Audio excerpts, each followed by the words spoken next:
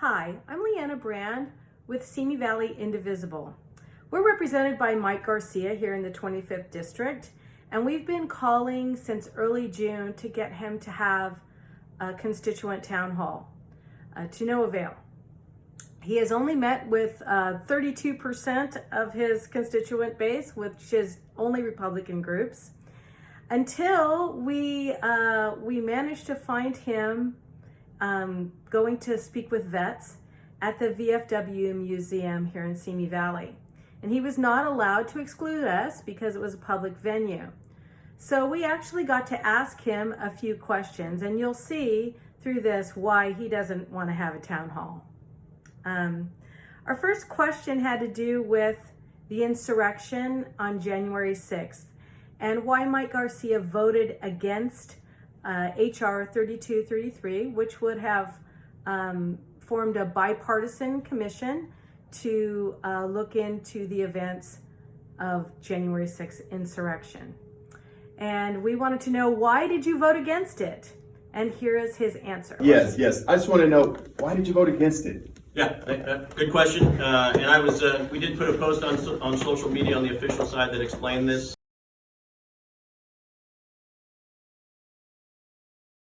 The first one, it wasn't a bipartisan commission, okay? And I read the bill. I read every word of the bill.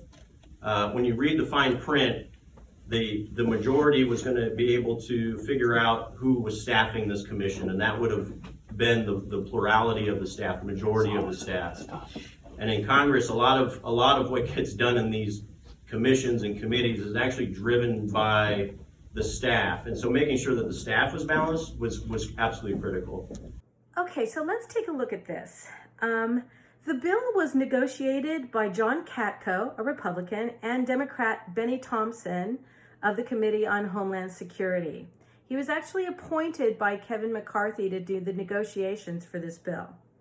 Kevin McCarthy sent a letter to Nancy Pelosi asking for three things that he wanted in the commission, which were an equal 5-to-5 ratio in appointments by Democrats and Republicans, co-equal subpoena power for the chair and the vice chair of the commission, no inclusion of findings or other predetermined conclusions, which ultimately should be rendered by the commission itself. And all three of these things were in the bill. Now, there was no request by Kevin McCarthy or John Katko about staffing. Yet here in the bill, it states, the chairperson, in consultation with the vice chairperson, who would be a Republican, may appoint the staff director and such other personnel as may be necessary. So this staffing excuse is ridiculous and untrue. The scope. And so first of all, I disagree that Kevin McCarthy worked this, okay? Kevin McCarthy didn't support this bill, okay?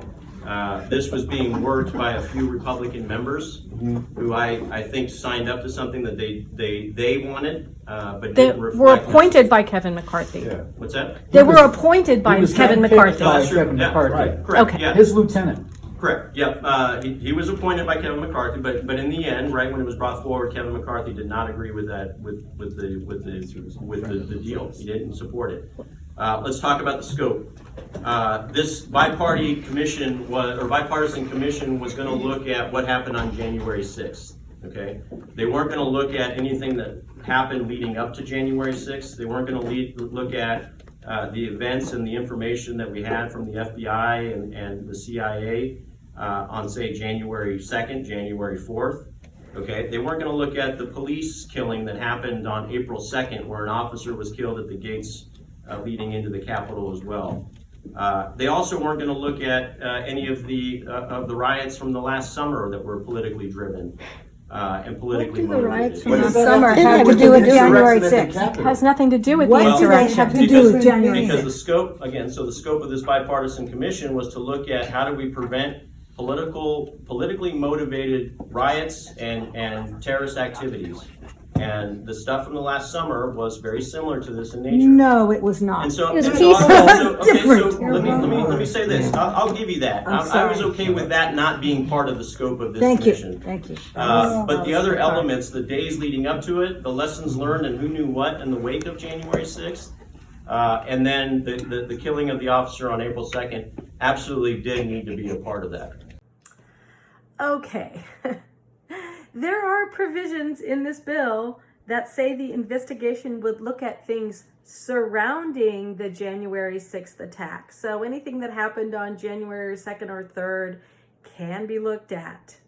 It was anything leading up to the preparedness of the attack. The report is to include causes of the attack, along with recommendations to prevent future attacks on our democratic institutions. So this statement is utterly false. The third element, there are already investigations January going on. 2nd. There's 2 investigations going on in the Senate. And then there was another outside investigation, I believe, by Capitol Police that was going on. None of those Delaney? had subpoena power. What's that? None of those had subpoena power. No subpoena power on any of that. So what So, good is that? so you bring people up to talk, and they didn't have a subpoena. This the whole thing is this would have subpoena power. I don't know that any of these investigations are going to end up ultimately having subpoena power. That one We would've. still don't know. Yes, We they still will. don't know that. And The that's why they need it to Bi-Partisan be Commission was bipartisan. going to have The subpoena challenge power. with this last commission was that it had language in there that would allow it to slow down some of these other investigations. Okay, so let's be clear. There's absolutely no language in this bill that allows any slowing down of other investigations. That is absolutely a lie. A lie. The other part is, honestly, I think America wants to look forward. A lot of folks on the far left are saying that I was out there promoting this. I didn't promote it. As it was happening, I condemned it. And on the day after as well, I put out a long letter explaining why I voted the way I voted on January 6th. I mean, okay, Mike, we all want to move forward, but we can't do that until we found out who planned and instigated this attack on our democracy. It's not okay. You shouldn't be trying to shove this under a rug. It makes us wonder what your part in this was. Also, we need a representative that isn't going to lie to us. We need someone that's going to hold a town hall and be accountable for his actions. Thank you.